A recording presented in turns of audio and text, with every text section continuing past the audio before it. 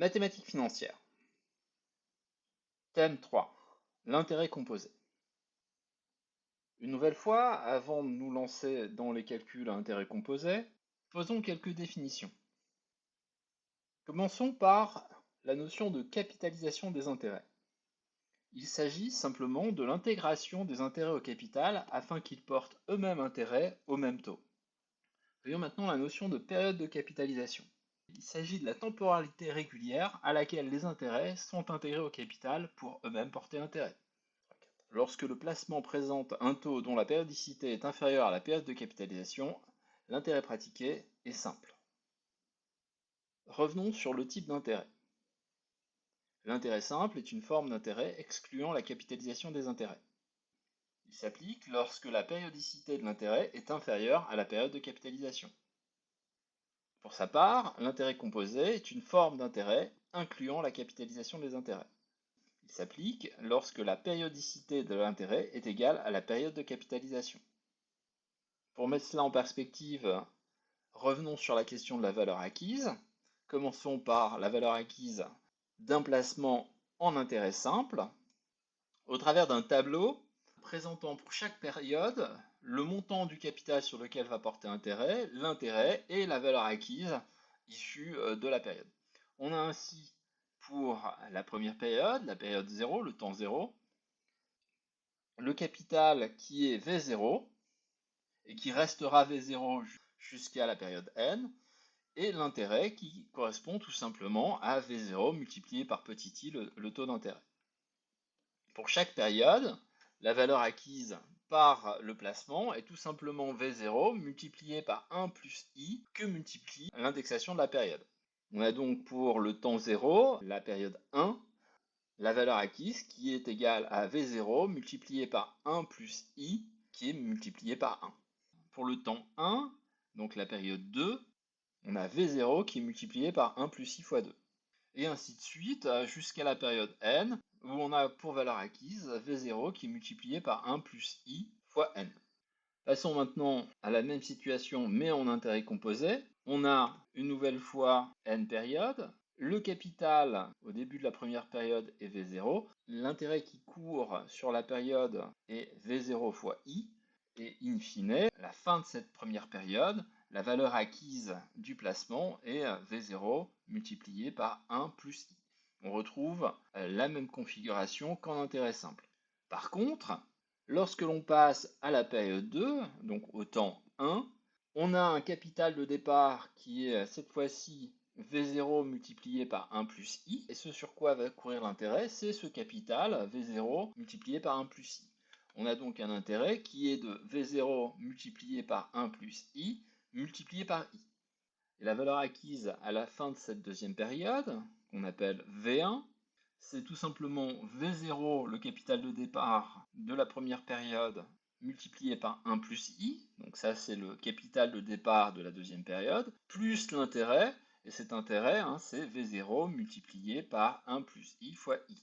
Ce qui nous donne, si on met V0 en facteur, V0 multiplié par 1 plus i multiplié par 1 plus i. Ce qui serait écrit plus simplement en V0 multiplié par 1 plus i étant porté au carré.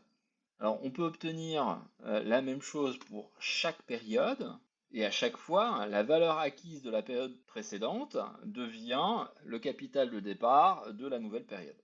On a ainsi au temps 2 comme capital de départ V0 multiplié par 1 plus i à la puissance 2, qui va à son tour porter intérêt. Et donc l'intérêt de la période 2 sera V0 multiplié par 1 plus i à la puissance 2 multiplié par i. Ce qui va nous donner comme valeur acquise pour cette période V0 multiplié par 1 plus i à la puissance 3. Et on enchaîne comme ça jusqu'à avoir la valeur acquise.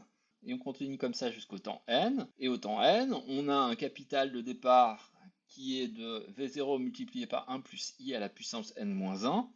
L'intérêt de la période est V0 multiplié par 1 plus i à la puissance n-1 fois i. Et la valeur acquise est V0 multiplié par 1 plus i à la puissance n.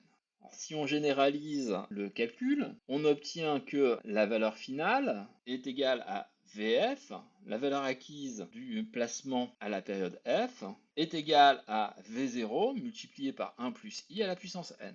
Illustrons cela à partir d'un exemple. Considérons le placement d'une somme de 20 000 euros au taux de 5% sur une durée de 5 ans. Posons-nous une première question. Quelle sera la valeur de ce capital dans 5 ans si l'intérêt est simple?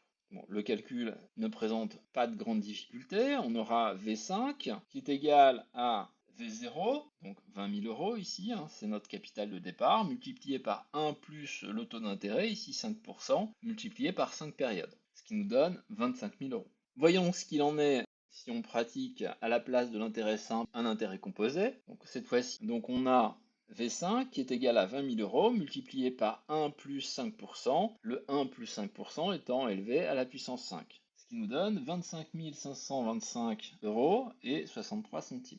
Alors maintenant qu'on a vu comment on calcule la valeur acquise d'un placement à intérêt composé, on va se poser une nouvelle question. Il s'agit ici de déterminer la durée pendant laquelle on doit placer une somme définie à intérêt composé pour obtenir un montant défini.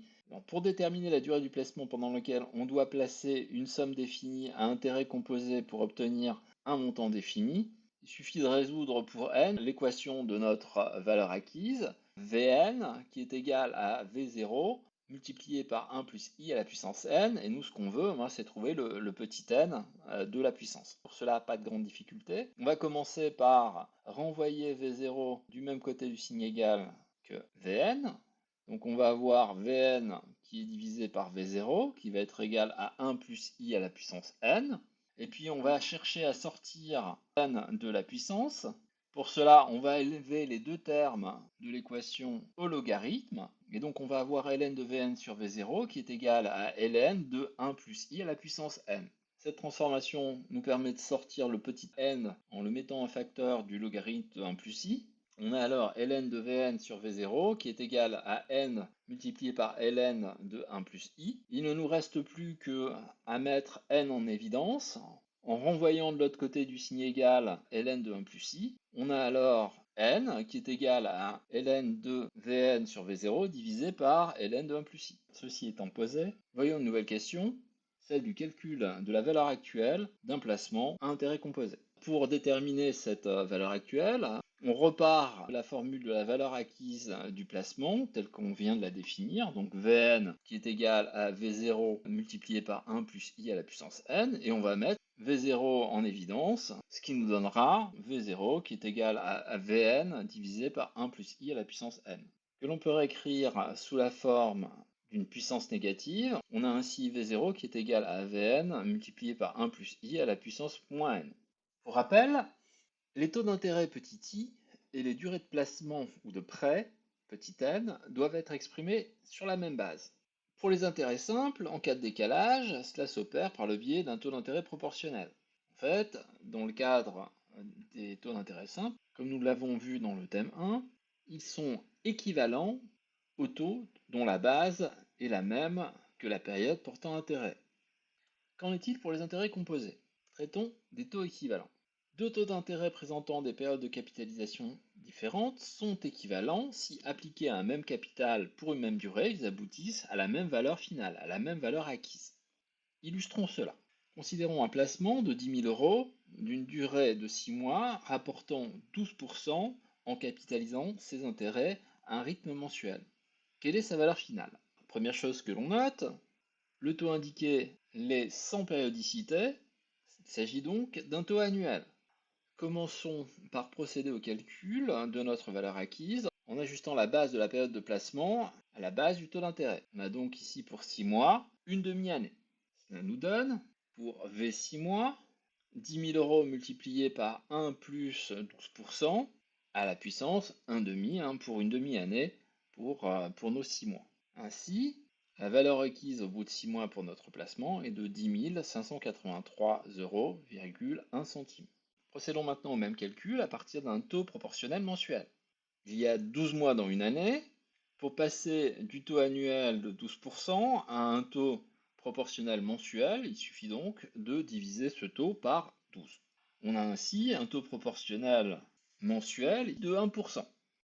Appliquons ce taux à notre capital, mais cette fois-ci sur 6 périodes et puis sur une demi-année. On a ainsi V 6 mois qui est égal à 10 000 euros multiplié par 1 plus 1%, cette fois-ci à la puissance 6, ce ce qui nous donne 10 615,20 €. On constate que la valeur acquise obtenue ici est différente de celle obtenue à partir du taux de base. Le taux proportionnel en intérêt composé n'est pas un taux équivalent. Calculons maintenant le taux mensuel équivalent au taux de 12% annuel. Pour cela, on prend un capital fictif, disons 1 €, on lui applique le taux que l'on recherche sur 12 périodes, puisqu'il y a 12 mois dans une année. Le capital produit, après ces 12 périodes de capitalisation, doit être égal au placement de 1 € au taux annuel de 12%. Sur une période, on a donc 1 multiplié par 1 plus x, le taux que l'on recherche, à la puissance 12, qui est égal à 1 multiplié par 1 plus 12% à la puissance 1. Simplifions l'expression. On peut se débarrasser du montant du capital. On a donc 1 plus x à la puissance 12 qui est égal à 1 plus 12% à la puissance 1. On peut également se débarrasser de cette puissance 1 puisqu'un nombre élevé à la puissance 1 est égal au nombre en question. On a donc 1 plus x à la puissance 12 qui est égal à 1 plus 12. Reste à exprimer cette relation en fonction de x. Ce qu'on va commencer par faire, c'est passer la puissance 12 de l'autre côté du signe égal. Pour ça, on va juste transformer cette puissance 12 en une puissance 1/12e. Puis, ceci fait, on n'aura plus qu'à passer de l'autre côté du signe égal notre 1, et ce qui nous donne x qui est égal à 1,12 à la puissance 1/12e moins 1. On peut effectuer le calcul. On obtient donc x est égal à 1,009489 moins 1. Et donc x est égal à 0,009489. Si on réécrit ça en pourcentage, on a donc un taux mensuel, petit x, qui sera égal à 0,9489%. Vérifions qu'on en obtient bien à partir de ce taux mensuel équivalent la même valeur finale que lorsque l'on applique notre taux de 12% sur une demi-année. Donc recalculons la valeur finale du placement à partir de ce taux équivalent. On a alors la valeur acquise dans 6 mois qui est égale à 10 000 € multiplié par 1 plus 0,9489% à la puissance 6, ce qui nous donne 10 583 € et 1 centime. On retrouve la même somme qu'avec le taux de 12% appliqué sur une demi-année. Alors qu'est-ce qu'on retient de tout ça? Les taux proportionnels ne sont pas des taux équivalents en intérêt composé. Avant d'aller plus loin, posons quelques conventions qui s'appliqueront au taux d'intérêt composé. La première est simple. Pour les opérations à plus d'un an, l'intérêt par défaut est composé. Donc à partir du moment où vous avez une opération qui dure plus d'un an, vous appliquez un taux d'intérêt composé. Les intérêts, dans le cadre des intérêts composés, peuvent être comptés ou capitalisés à différents moments. On a ainsi des intérêts qui sont précomptés. Ils sont alors versés ou capitalisés en début de période. On parle de contrats avec terme à échoir. On a également des intérêts qui sont post-comptés. Ils sont cette fois-ci versés ou capitalisés en fin de période. On parle alors de versement à terme échu. C'est le terme échu qui est la configuration la plus courante, celle qu'on mobilise par défaut. Accessoirement, c'est celle que l'on a mobilisée jusqu'à maintenant. Ce qu'il faut savoir avec ces potentielles différences de timing de versement des intérêts, c'est qu'ils n'ont pas d'impact sur la valeur acquise dans la mesure où il n'y a pas de flux financier intermédiaire. Les intérêts sont intégrés au capital et n'en sortent pas, ils sont disponibles jusqu'à la fin de la période et donc ils porteront intérêt en leur temps. Voyons cela au travers de l'examen des séquences de flux. Commençons par le terme échu. On a n périodes, avec en période 0 le versement du capital, l'achat du placement, donc un déboursement de K, et à la fin de chaque sous-période, la réception du montant de l'intérêt garanti, et ce jusqu'à la dernière sous-période, la sous-période n-1n, pour laquelle, in fine, on a un versement à la fois de l'intérêt qui a couru entre n-1 et n et la restitution du capital.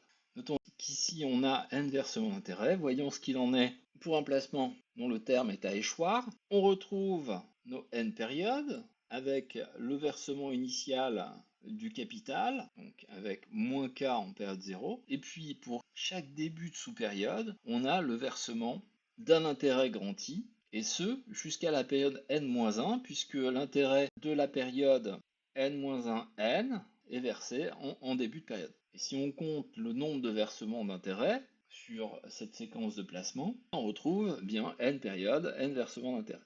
Et donc dans les deux cas, on a la même valeur finale. Vérifions cela à l'aide d'un exemple rapide. Considérons le placement de 10 000 euros à 10% pour une durée de 10 ans à intérêt post-compté. Quelle est la valeur finale de ce placement? Première chose à noter, il n'y a pas de périodicité indiquée pour le versement d'intérêt, donc on est face à l'intérêt annuel, et en plus, on ne nous indique pas si l'intérêt est versé en début de période ou en fin de période, on est donc dans la configuration par défaut, c'est-à-dire à terme échu. Réalisons le calcul, la valeur finale à la fin de la période 10 000 euros multiplié par 1 plus 10% à la puissance 10, soit 25 937 euros. 42 centimes. Procédons au même calcul pour le même placement, mais cette fois-ci en considérant que les intérêts sont versés à terme à échoir. On retrouve exactement la même valeur finale puisqu'on va avoir 10 versements d'intérêts qui vont également produire intérêt. On retrouve V10 qui est égal à 10 000 euros multiplié par 1 plus 10% à la puissance 10, soit 25 937,42 euros. Voilà pour les intérêts composés.